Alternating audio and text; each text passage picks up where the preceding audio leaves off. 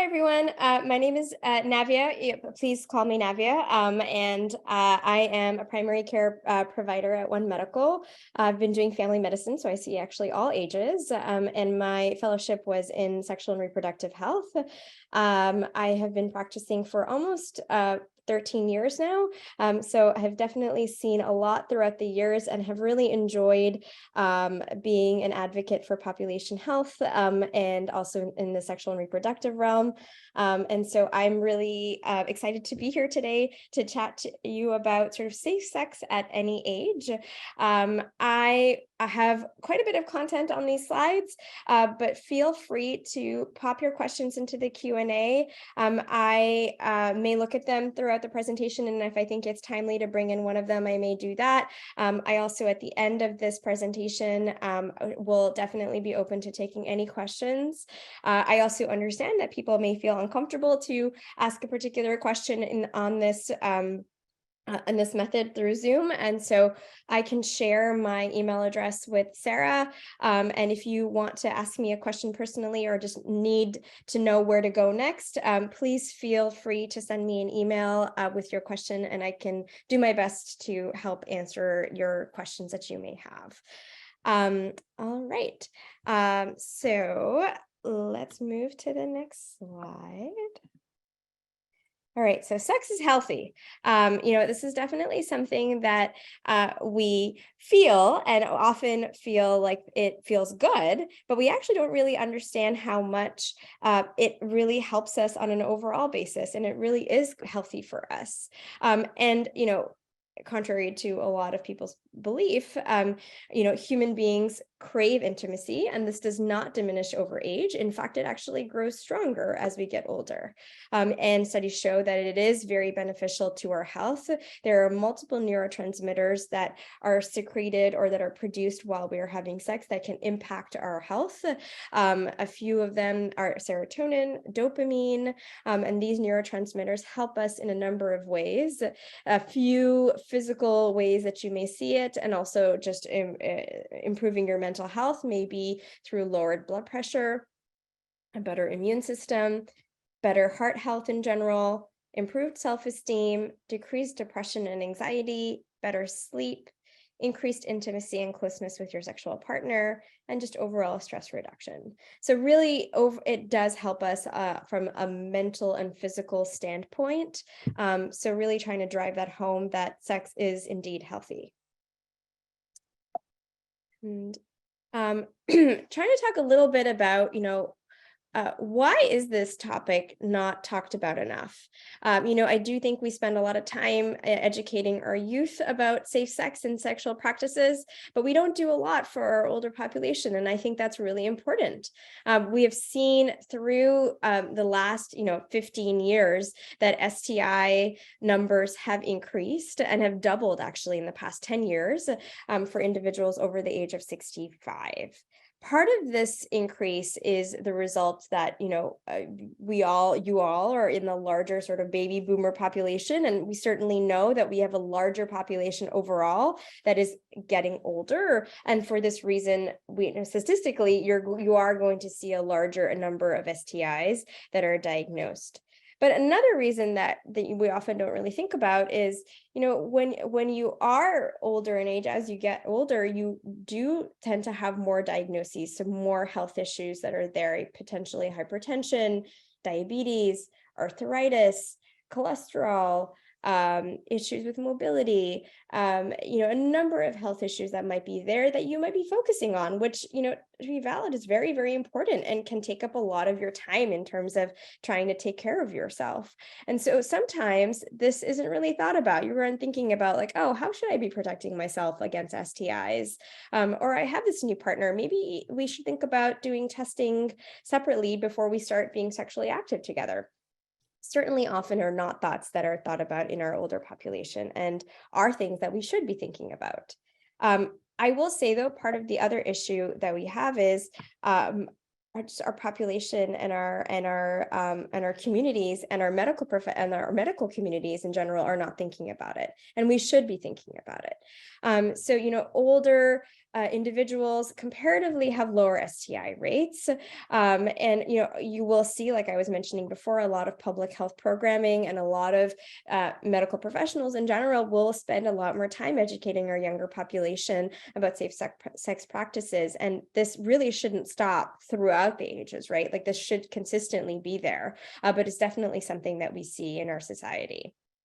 I think us in general as a medical community can do also a better job at asking those questions and proactively having those conversations with you as an individual about your sexual practices, about who might be new sexual partners you're with, and seeing if you have any questions in particular about your sexual practices. Another reason that we often will see is that from the most part, you're not necessarily worried about unwanted pregnancies. So the use of condoms does diminish. And with that, you can get an increased level of STIs.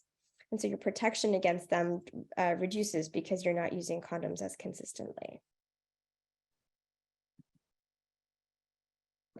So moving to just a few STIs that I wanted to talk about and list sort of what are the common symptoms, what are potential treatments, what are things to look out for. I will caveat and say a lot of these STIs that I'm going to talk about sometimes have very general symptoms and symptoms that can overlap with other medical issues at the same time.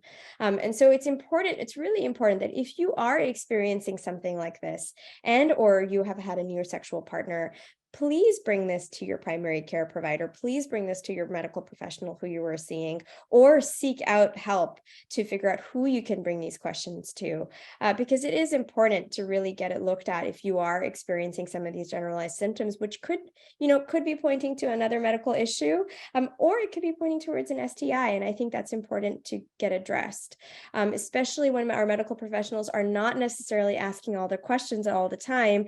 I really think it's important for us as individuals to know the information, understand the information, and advocate for yourself when you are worried about something. So, this is one of the bigger STIs, as we all know about. HIV is a virus that attacks the body's immune system. If HIV is not treated, it leads to AIDS. Actually, yesterday was World AIDS Day.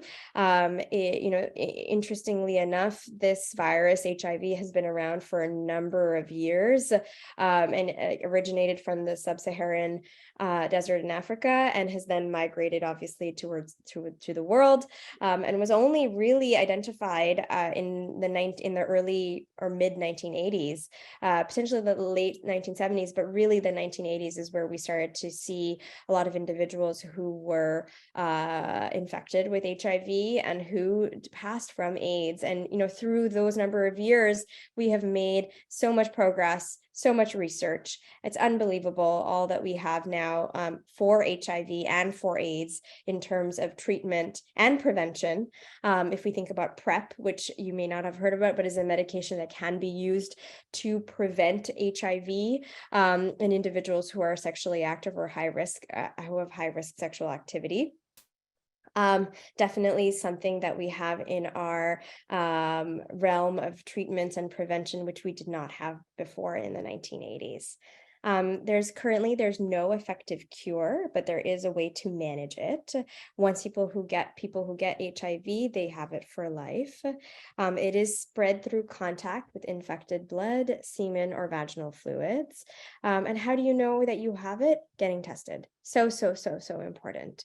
There are self-swab tests that you can get, that you can do it yourself and then send it through the mail. And there are also easy lab tests that you can get done at your medical facility. Many patients do not have symptoms, interestingly enough, and so it's really, really important that you do get tested routinely if you are having new sexual partners. Initially, it can start off with flu-like symptoms for the first 2 to 4 weeks after infection and presents itself in sort of 3 stages. So the first stage is where there's a lot of the virus itself, so HIV, within the bloodstream.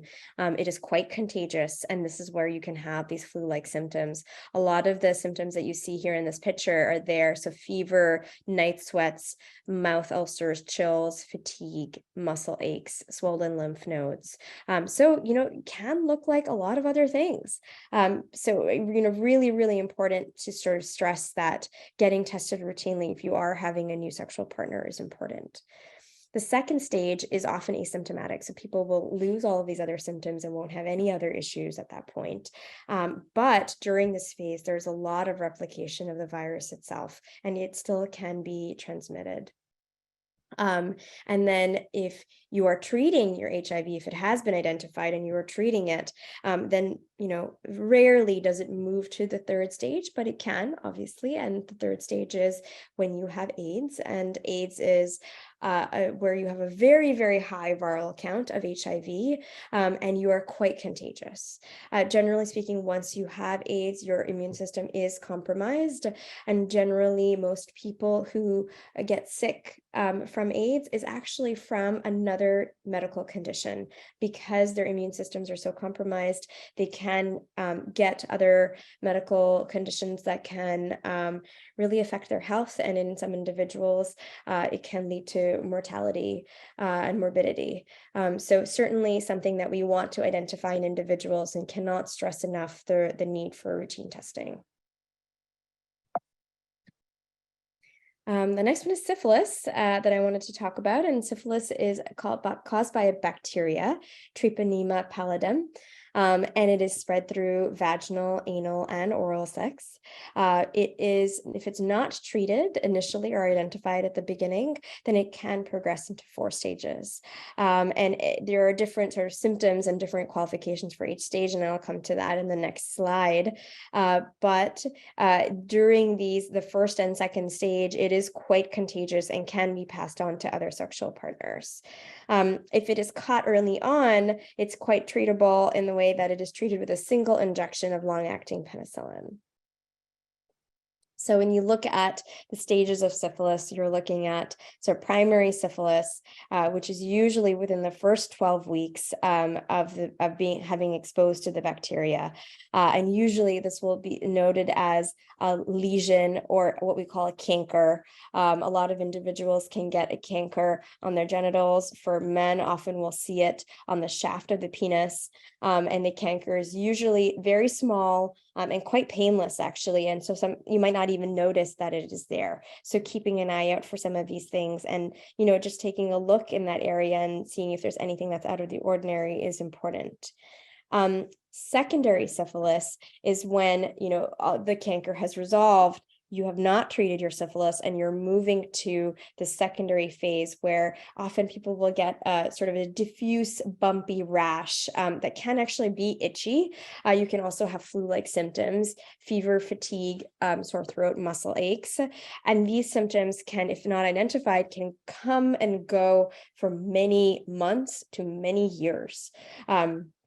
So certainly something that you can see. And then latent syphilis goes into an area where, you've had a primary, you've had secondary. Latent is where all the symptoms tend to disappear, but you are still harboring the virus, or harboring the bacteria, I should say. And it can start to damage other parts of your body. So it can damage your heart, bones, nerves, and other organs. And you can also stay in the stage for a long time. Tertiary syphilis, or late syphilis, about a third of individuals who get diagnosed with syphilis unfortunately are not treated and are not caught for treatment, and end up going into late syphilis stage, or tertiary stage, where it really does start to affect the other organs. And this is when we can start to see it manifesting in other ways, such as movement disorders, muscular issues, weakness, nerve damage, seizures, heart disease, mental health issues. I will say this is rare. We often do end up catching it before we get to that point. But certainly, there are some individuals where we do miss it. And I think it is something that is so easily treatable if caught early, really, really driving home the point that testing frequently is important. So moving to chlamydia, chlamydia is the most frequently reported bacterial sexually transmitted infection in the United States. Chlamydia is spread through vaginal, anal, and oral sex with someone who has the infection. And interestingly enough, semen does not have to be present to spread the infection.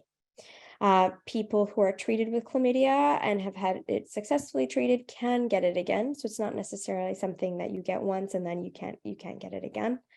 And chlamydia is often known as a silent infection, primarily because it can present itself with no symptoms. But individuals, when they do have symptoms, can present in a few different ways. So for women, they can have abnormal vaginal discharge, bacteria in the urine, or painful urination. Men can also have painful urination, bacteria in the urine, and testicular pain or testicular swelling. And the treatment for this is a course of antibiotics, which usually clears up the symptoms. So definitely something that you can prevent quite well from using condoms, and also something that you can treat if infected quite easily. But testing is important. So again, bringing home the point that if you have a new sexual partner, important to get tested. If you're having any of these symptoms, important to get tested. I will say that sometimes this can present as symptoms of a urinary tract infection, which can be quite common in the general population as well. So you may get it. You might think that it might be a urinary tract infection, and your healthcare provider might think it's a urinary tract infection. They should be asking the right questions, and they should be asking you about your sexual practices. But if they do not, please share with them if you have a new sexual partner, if there is something that you are worried about, because this could be chlamydia, and it is important to share that information with your healthcare provider so that they can adequately treat you or test you depending on what the issue is. I'll move to the next slide, which is about gonorrhea. So, often comes together. Chlamydia and gonorrhea can come together, or they can come separately, but we do often see them together. Sexually active individuals can have gonorrhea or can get gonorrhea through vaginal, anal, or oral sex without a condom. And similarly, just like chlamydia, if you get the infection and you are treated, you can get it again. And most often gonorrhea, I will say, has more symptoms or is more symptomatic than chlamydia is, but certainly can present with no symptoms as well. And if you do have symptoms, for men, it typically is painful urination, usually greenish, yellowish, pus-like discharge from the tip of the penis, testicular pain or swelling. For women, painful urination again, increased vaginal discharge, which also can be a sort of that yellow greenish color, abdominal or pelvic pain. You also can get gonorrhea that can affect the rectum in terms of rectal pain or painful bowel movements. You can also get a sore throat from and having just throat pain in general, if it's transmitted through oral sex. And you can get some achiness in the joints as well if it systemically is there long enough in your system. So gonorrhea is treated, through antibiotics and with an intramuscular injection. Often is treated with both. So it often is a two-prong antibiotic course, primarily because gonorrhea and chlamydia often go together. So again, coming to the point of testing is really, really important. And then the last STI that I'm going to talk about is Trichomonas. Trichomonas is very, very, very common, and it is caused by a parasite called Trichomonas vaginalis. And again, most people are asymptomatic, so no symptoms whatsoever. You will see this more commonly in women than you will see in men, and it is actually more common in older women than it is in younger women. And sexually active people can get Trichomonas from having sex without a condom. So how does it present itself? Men with Trichomonas may have itching or irritation inside the penis. They have burning during urination or burning with ejaculation. And they may have a discharge that comes from the penis that typically is a clear color, clear or a milky white color. Women who have Trichomonas may see itching, burning, redness, or soreness of the genitals, discomfort while urinating, and or a clear white, yellow, or greenish vaginal discharge, which has a fishy smell. So having Trichomonas can make sex very uncomfortable.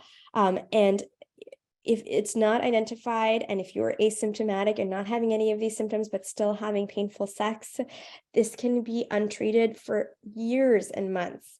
And so really, really important to mention these symptoms. If you are having uncomfortable sex, share that with your primary care provider, share that with your gynecologist, share that with your medical professional, because it is easily treatable with antibiotics and can make a world of difference in terms of how you are experiencing sex yourself.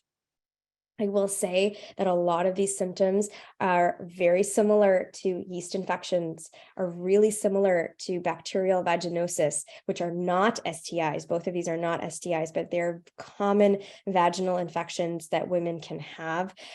Yeast infections giving us that itchiness, that burning on the exterior, and bacterial vaginosis can give us that clear discharge that has a fishy odor.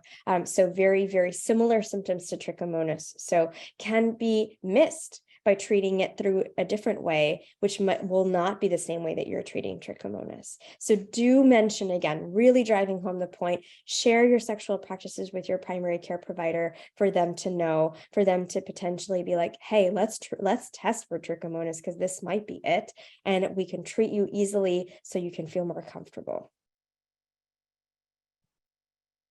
So ending with the slide here, and then we can move to any Q&A. So please, if you have any questions, drop them in the box. But how can you protect yourself? Use a condom. Simple, simple. Use a condom when you can get a condom. There are ways to get condoms. You can get them at the pharmacy. Often, a lot of healthcare practices will have condoms dispensed there themselves. A lot of senior homes, if you're living in a senior home currently, will dispense out condoms. So there are ways to easily get condoms. Please use them. They can be very, very helpful in preventing STIs. Talk about your sexual history with your partner. Tell them if you have previous diagnoses, previous STIs that you've been diagnosed with. Share that information. It's really, really important to be transparent so you can have a healthy sexual life with your partner by sharing this information. It can be a challenging conversation to have. It is not easy. Some tips I give to some of my patients is practice it. Practice having that conversation. Literally write it out on a piece of paper and say it to yourself in front of a mirror before you share that with your partner. It can make it easier to practice it a few times before sharing that conversation. Sometimes I'll say, if it's a new relationship that you're starting, to both individually say, hey, I want to be responsible about this. I want to get STI testing before we start having sex together, and ask your partner, will you do the same for me? And having a clear STI panel before you start your sexual relationship together can be really, really powerful for the both of you in terms of starting that conversation together and empowering each other to have safe sex. Regular STI testing. Really, really, really important, along with talking to your doctor, your healthcare provider, but potential questions that you may have about your sexual history and current medical issues that might impact your sexual relationship with your partner, or potentially also have similar symptoms that may mask the fact that you do have an STI that needs to get tested. And if you are positive for an STI, please inform your sexual partner. Really important to let them know so they themselves can get tested and treated if they need to. So transparency, empowerment, all of this is important. And if you are with a healthcare provider who is not paying attention to you, who is not asking those questions, who you are bringing these concerns to and are not taking you seriously, change your healthcare provider. It is really, really important that you see someone who is going to advocate for you and take your questions seriously, answer them, advocate for you, and help you with your health journey, all of your health journey, including your sexual health journey. I will end there. Please drop some questions into the Q&A box. I see that there might be a few here. So one question I see here, are there home HIV tests? Yes, absolutely. There are home HIV tests. You can order them from a number of locations. I think Amazon has actually good certified HIV home tests. What I can do afterwards is I can find a few links where you can get HIV home tests, and I can send that over to Sarah, who can then share it with you if you want to just have some easy links to send out or to have at your resource. And then I see here, what about oral sex? Do you want to, whoever asked this question, do you want to ask a little bit more about what you mean about oral sex? Oral sex is a way you can transmit STIs through oral sex. Oral fluids can transmit a number of these STIs, including HIV, including syphilis, including chlamydia and gonorrhea. A lot of them can present as throat symptoms. So individuals may have a sore throat. They may have discharge in the back of their throat. So looking really similar to strep throat. So again, if you are engaging in oral sex and you are having some of these symptoms, please see your primary care doctor or your gynecologist. Really great question. And herpes was, in retrospect, I wish I had made a slide about herpes. Really, really great question. What about herpes? Does it stop being contagious after decades? Great question.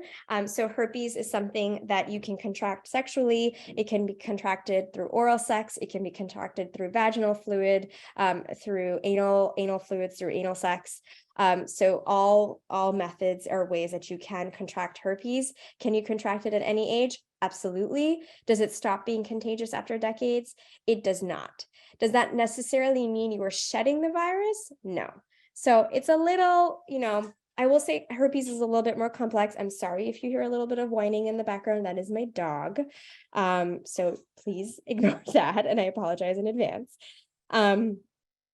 You can shed the herpes virus every now and then. Individuals can get episodes in terms of blisters in their genital area if they are shedding the virus and they're having an active episode of herpes. Are you always shedding the virus? No. So are you always contagious to your partner? No. Do you know when you might be shedding the virus? Not necessarily. Sometimes yes, because you will have an active episode and you will have blisters that you will want to treat. And sometimes no, you might be asymptomatic and you might be shedding that virus. So it is really, really important to use a condom when you have, generally to use a condom at all times, but also if you have herpes, to have that conversation with your partner, to tell them that I have herpes, and this is something that potentially I can pass to you, and I may not know that I'm actually shedding the virus. So let's protect ourselves. Let's have this conversation. Let's use condoms so we can protect each other. There is a medication that's called Valtrex or Valcyclovir or acyclovir, which are antiviral medications that can be used to help treat an outbreak of genital herpes or oral herpes. And this is really helpful to have on hand when you are having an outbreak.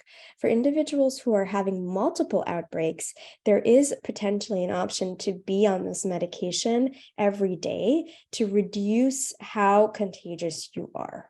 Now, I know this is starting to get into a lot of detail here. So what I'll say is if you do have herpes, please talk to your primary care doctor. There are a number of ways, including treating an episode if you don't have too many episodes, protecting yourself and protecting your partner with using condoms, or if you are having multiple episodes, talk to your doctor about other methods that can be used to help reduce how contagious you are to your other partner.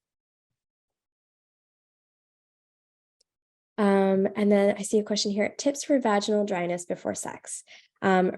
Great question.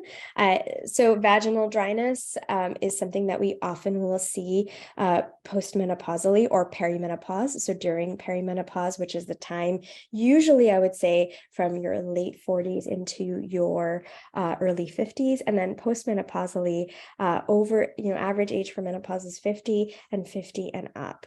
Vaginal dryness can be really uncomfortable. It can make sex hard, and it can make sex really to some degree unapproachable, and people may lose interest in having sex because they have vaginal dryness.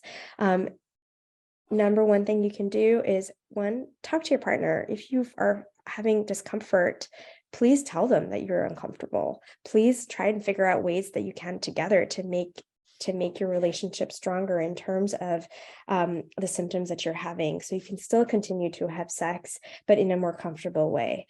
Things that you can do, lubricant. So finding a lubricant that you feel comfortable using, making sure the lubricant is not giving you any other infections. So typically I often will say to use water based lubricant. I think that they work quite well. Make sure you use a lubricant that has no fragrance. Fragrance can be very, very irritating and can irritate the lining of the vagina, causing you to have more discomfort during sex. So make sure it has no fragrance, that it is water-based, and that it's pH balanced. So you want to find something that has a very neutral pH or a similar pH to your vaginal pH. When you're matching that pH, that allows the bacterial levels, your good bacteria, to thrive, preventing you from having infections, bacterial infections, and also allowing you to feel more comfortable when you're having sex. There are other options if the lubricant is not entirely helpful, depending on your medical history, depending on your family history. There may be an option to use intravaginal estrogen cream, which can be very helpful also for vaginal dryness. This certainly needs a prescription and is something that you should absolutely talk to your healthcare provider about, either your primary care doctor or your gynecologist, because there are certain risk factors for individuals who can use it and who cannot use it. So you want to be really careful before you're diving into something that has hormones in it, but it can be extremely helpful for painful sex or vaginal dryness. I can also share one of my favorite lubricants in the links afterwards to Sarah that she can pass around. There's a brand called Lola that I love. They make a really, really good vaginal lubricant, and so I'll pass that around to individuals as well. How do condoms affect erections? Are there secrets? Are female condoms as effective as male condoms? Great question. Condoms in general should not be affecting your erection. There are multiple things that can affect erection, from performance anxiety, from psychological issues, mental health issues, from medications that you may be taking, health conditions that might be affecting your erections. There are a number of reasons. So if you find that you are having difficulty with your erection, either sustaining an erection or getting to an erection, then again, very similarly, I know it's a difficult conversation to have, but bring it up with your partner.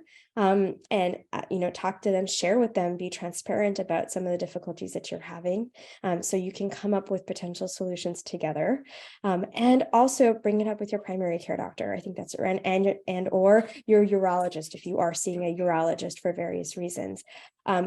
These are specialists who can help you identify ways of how we can help your sexual health, whether that be through medication, whether that be through treating and adequately treating your other medical conditions that may help with your sexual health. And are female condoms as effective as male condoms? Male condoms, they say, for preventing an STI, are about 97 to 98% effective if used properly. So still, there is a potentially a space where you can still get an STI.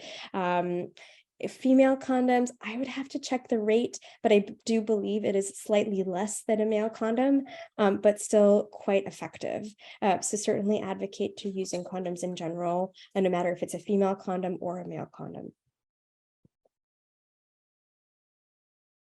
And showering immediately after sex prevent STIs? Really great question. No, short answer is no. Showering cannot change your risk of having an STI. What it can help with is UTIs. Urinary tract infections can certainly be reduced by urinating right after sex and by having a shower right after sex. Will it prevent you from having a sexually transmitted infection? No. Urinary tract infection is bacteria that is transmitted and can come through sex, can come through other areas, like other risks as well.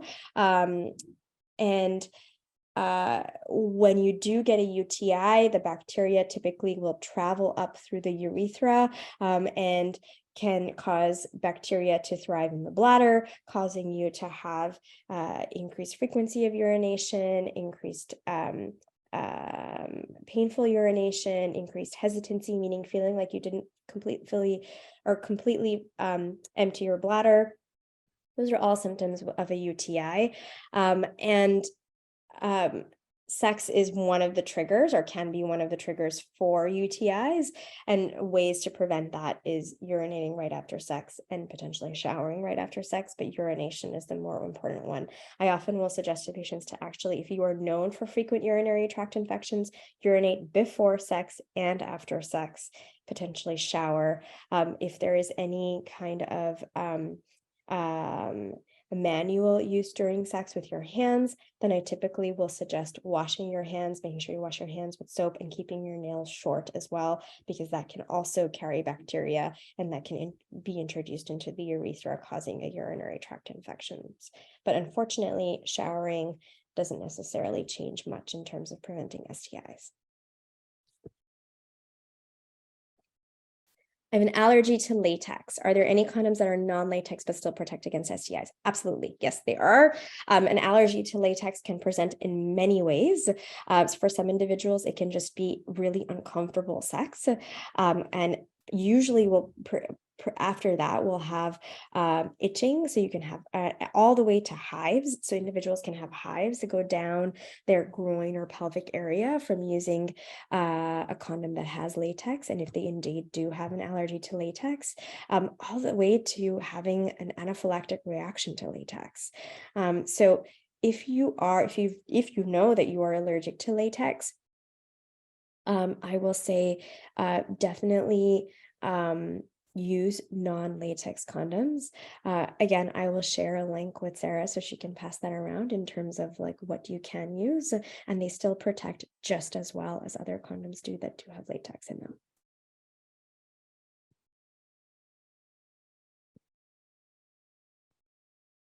All right.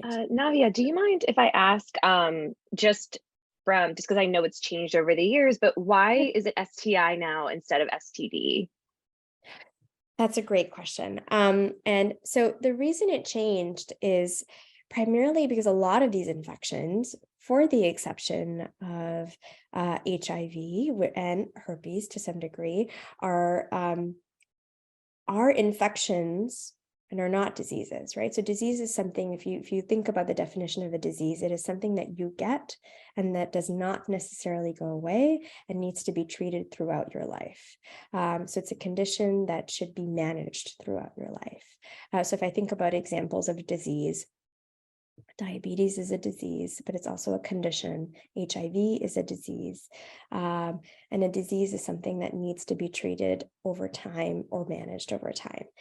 Chlamydia, gonorrhea, trichomonas, syphilis, all of these are STIs or infections because it is not necessarily something that is going to live with you for the rest of your life. If identified and treated, it goes away. And of course, there's the risk of getting it again, but it certainly isn't a disease.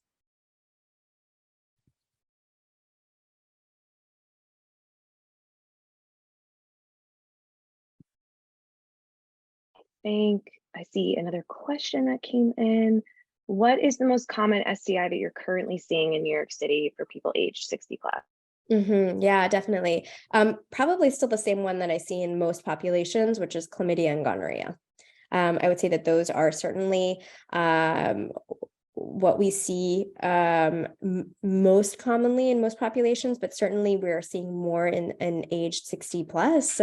Not to say that there isn't also an increase in syphilis numbers and in HIV. We're seeing an increase in that as well. But I wanted to share Trichomonas because I think it is something that is very much underdiagnosed and missed in all ages, primarily because it really does mimic yeast infections and bacterial vaginosis.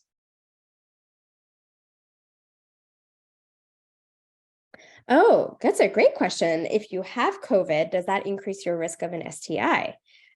It should not increase your risk of an STI. COVID is, a virus that you can contract, just like you can contract a cold or you can contract, any other virus that's out there right now. I would say in my family, I have two little ones. I have a 3-year-old and an 8-month-old. We have been hit with virus after virus.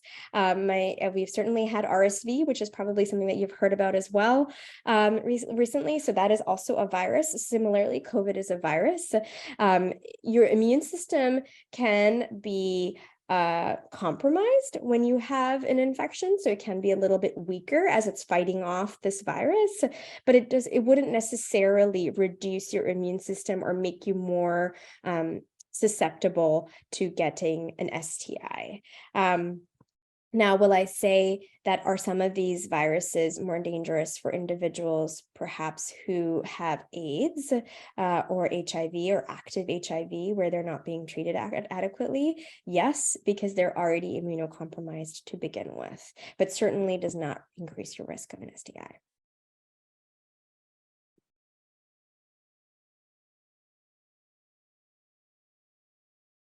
How accurate is testing? A great question also.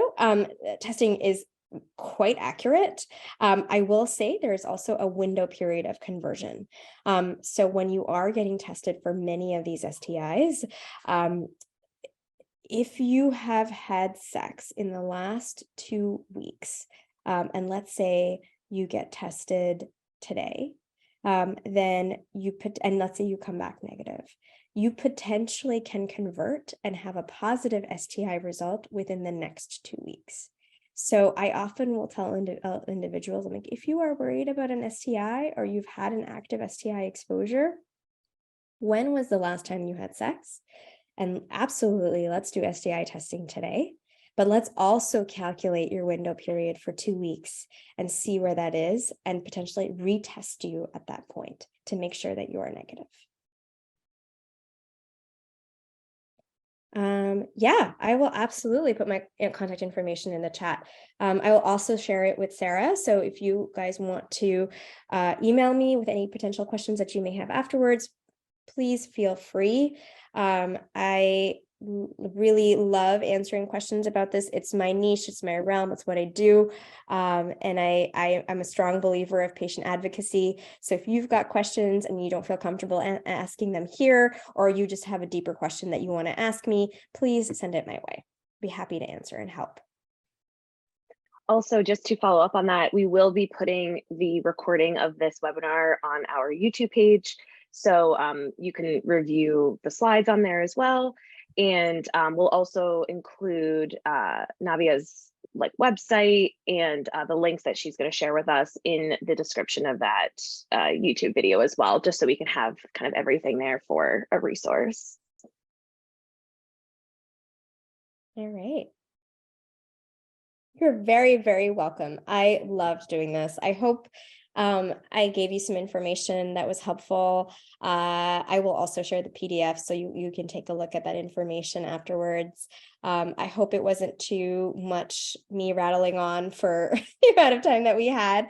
But if you, again, have any questions, please do not hesitate to reach out to me. I think this is such an important topic, and I really appreciate you guys being here today to hear me talk about this. I think we do have one last little straggler question here. Feel free to send any more as well if you need. But someone asked if yeast infections are caused by intercourse, or I guess can be caused potentially.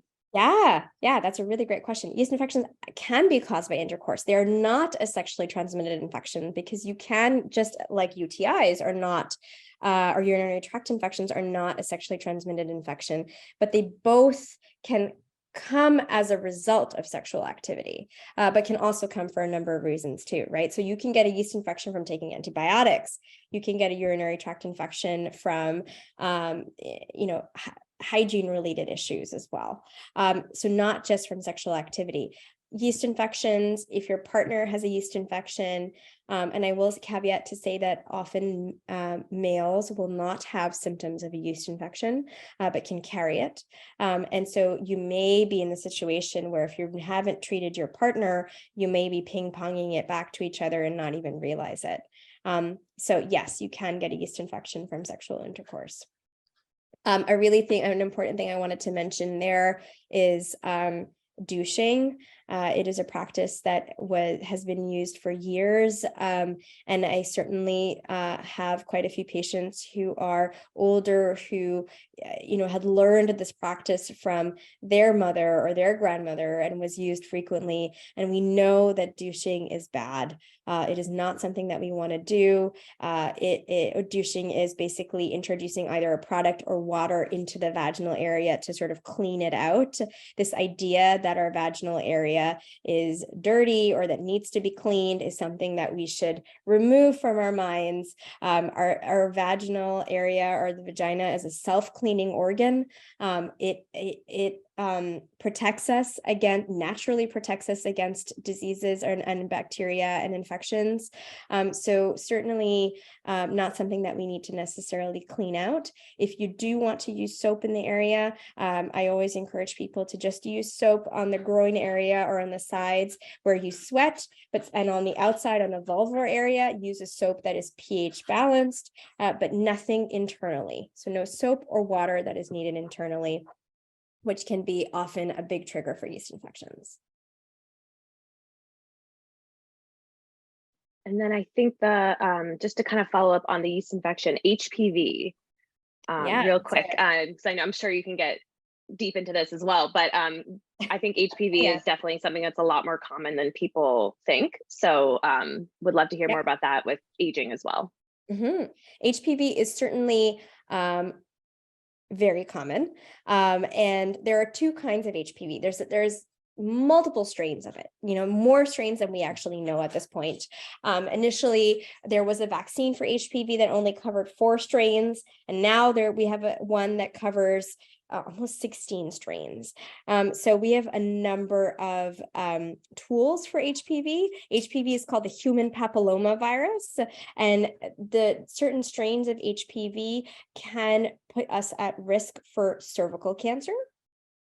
I will say that the peak of cervical cancer is usually in your 20s and in your 30s into your 40s. So we certainly see a drop off in cervical cancer once you are older, but it still can cause you to have abnormal pap smears and potentially put you at risk for it. That is the types that are the most common that we see with cervical cancer is type 16 and type 18. There's also HPV type 6 and type 11 that cause genital warts.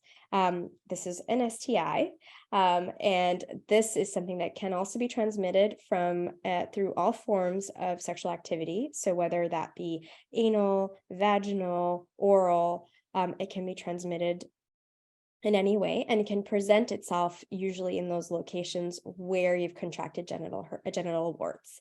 They typically have more of a cauliflower appearance, and can look sort of smaller little, almost like skin tags, but have more of a cauliflower appearance in the groin area. So it can be on the shaft of the penis, it can be in the vaginal entrance, it can be seen orally, which is rare. Often, usually you need to be immunocompromised if you see it orally. And you can also see it anally as well. So certainly, I can go on about HPV. There's a lot to talk about there, but I will say genital warts is the sort of the key takeaway from HPV caused by types 6 and 11. So if you see any of these particular lesions in the area, please contact or see your primary care provider or your gynecologist to have it looked at. So a big part of also remaining safe is keeping an eye on yourself and and physically looking at your body and being comfortable with looking at your body to notice any of these side effects. Okay. Yep, absolutely.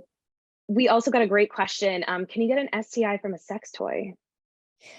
Yes, you can. If that sex toy is shared amongst different partners, and there is a partner who has an STI, then that fluid, whether that be anal fluid, vaginal fluid, oral fluid, can stay on that sex toy, and then when shared, can be passed along. So very, very, very important to practice good hygiene with sex toys. So making sure that you are cleaning them off after use. I usually will tell people, use a pH balanced soap when you are cleaning out your sex toy, because if you are using that sex toy afterwards and you're using a harsher soap, that can also irritate the vaginal or genital lining or genital skin in general. Also, sharing sex toys is not necessarily something that I advocate for. I know some people do it, and if you do it, you make sure that you are cleaning them properly before you are sharing them. But certainly, I will advocate to not share your sex toy. That's fair. Yeah, we have just a few more minutes. If anybody wants to send any last questions, you can. I forgot to say this in the beginning. Hopefully you can see it when you enter a question in the Q&A. You can send it anonymously. I know that we see a few of these, so feel free if you don't want your name. Feel free. We're not saying the names out, but feel free to send it anonymously as well. And I think one of the most, you've given us so much great information, really important information. And I do think that one of the most important pieces is, if you are not getting the attention from your healthcare provider, that it's okay to find somebody else. Yeah. I think that the needing to advocate for yourself is very important. And if you feel like your doctor is not listening to you or taking things seriously, feel free to move on to somebody else. I think that's a very important statement to make. Yes, yeah, definitely. Definitely your concern should be taken seriously. You should have a comfortable environment where you can ask all of your questions. So if that is not what you have right now, do not feel shy to advocate for yourself and find yourself a different healthcare provider. Awesome. All right. Well, I did put in the chat a few links. So I have our upcoming event links, so you can register for anything that interests you. The Circle of Care hotline phone numbers in there. I also put our YouTube, where this video will be uploaded in a couple days, so you can reference it as many times as you'd like. And then also Navya was kind enough to send along her email, and I also put in her website as well. It also has links to her socials and all that stuff as well. But yeah, this has been really, really helpful. We really appreciate you taking the time to chat with us. And yeah, thank you so much, everyone, for joining as well. We'll hopefully see you real soon for the next webinar, and have a great weekend, everybody. I am taking down some of these questions here that I said I was going to follow up on. So sorry if you see me scrolling here, but no, take your time. I will send this information to you, Sarah, and if you wanted to share it out to individuals. So I will share the lubricant as well as the wash that I think is great for pH balanced use. And then I will also share the HIV testing, like where you can get self-tests at home. And also I think it was the latex-free condoms as well. Yeah, and I'll be sure to put that in the YouTube link as well, like in the description, just so we can have a place for that as well. But we will absolutely get the information out to whoever would like it.